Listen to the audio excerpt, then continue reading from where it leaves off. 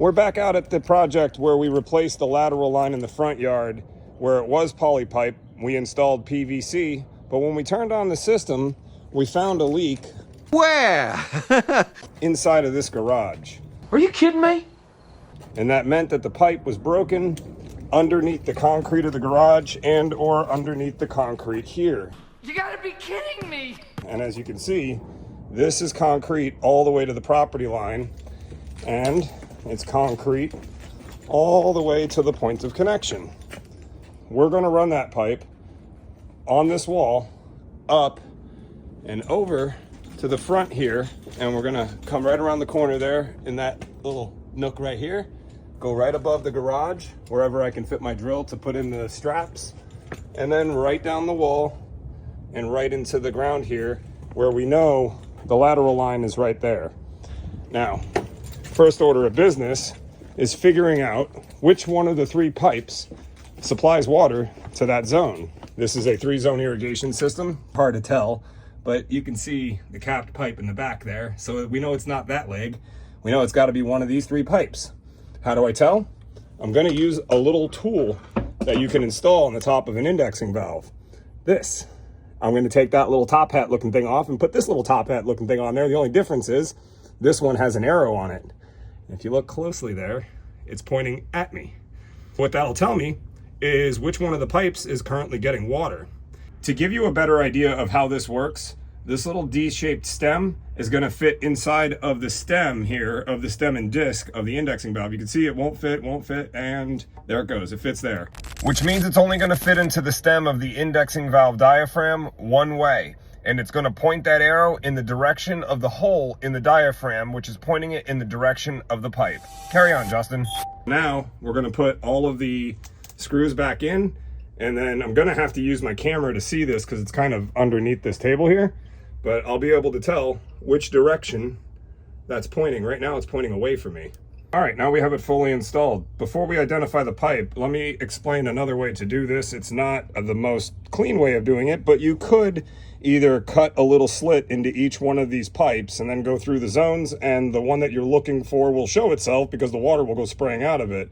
You can also do that by drilling holes in the pipes. Just know that if you do that, you're gonna have to replumb everything. And I'm trying not to do that. I just wanna find the pipe I need, then I'm gonna cut it and put an elbow into it and go straight over to this wall with it. Let's figure out which pipe it is. All right, the back zone is on. Let's see where the arrow's pointing. It's pointing to this pipe right here. You see that? The very next pipe will be this one. We'll go ahead and shut off the HydroWise controller, and then we'll wait a few seconds because you do have to do that with an indexing valve system. We'll hit that run button again. I don't know why it's doing that to me. Run. I keep hitting the wrong button. That's what it is. And now the indexing valve is stuck on that zone.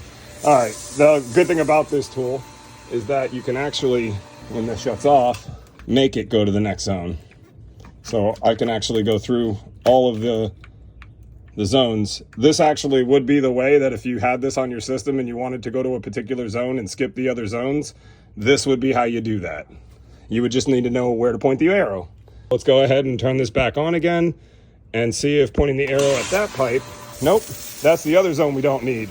The good news is the pipe we need is the closest one to the wall. That's great. Now I do see that that's leaking a little bit. We're gonna turn this off real quick, and then we're gonna give these 2 screws a little bit of a tighten. As soon as I can get the screwdriver on here, I'm not left-handed. There we go. And there we go. All right, just to confirm, well, I don't have to confirm, I already know. It's this pipe right here. So that's the pipe we're gonna go ahead and cut, and we're gonna send it over to the wall over here. I haven't decided if I'm gonna go up the wall right here and then around the corner. If you were paying attention to the video 3 minutes and 45 seconds ago, you have an idea of what I'm gonna do. Or if I'm gonna come around the corner and then go up the wall. It won't be that. I think I'm gonna go up the wall on this side because I don't want anything on the corner there for somebody to drag something by and hit it. Now that's using your head. So it'll be protected here. I think I am gonna go here, up the wall, and then around the corner. And that is exactly what we did. As you can see here, we're all connected to the indexing valve. And to that one guy in my comment section that says I don't use 45, that's what that is. All right, we went up the wall here and used our level to make sure that this pipe is as straight as it can be. I'm as straight as an arrow. Brought it around the corner here, across the top of the garage, and down into the ground, where we are going to make our connection to the lateral line pipe on the left right there. Something I want to show you guys is, look, that's actually the lateral line that broke. And if you can tell, it's coming in at an angle, which means it went right into this garage, which is why we saw the water leaking out of the right side of this garage in the previous video. We're gonna go ahead and plumb this in from that point to this point, and then we'll be able to turn the water on and install the nozzles that we didn't install the last time we were out here because we didn't get the water to come out of the sprinkler heads. Alrighty, with the pipe in the ground and backfilled, now we have an operational zone. The water is reaching everywhere it needs to reach. The coverage is good here. It's up and running now, thanks to our little reroute we did. Not conventional, not something I normally would do, but considering the obstacles we had here and the fact that this was originally the homeowner's idea, so it's his house, he's gonna actually build a box to go around the pipe all the way over there, and then a fake box to go down here. It'll look the same, and then paint it white. So you won't even notice that that pipe is even there.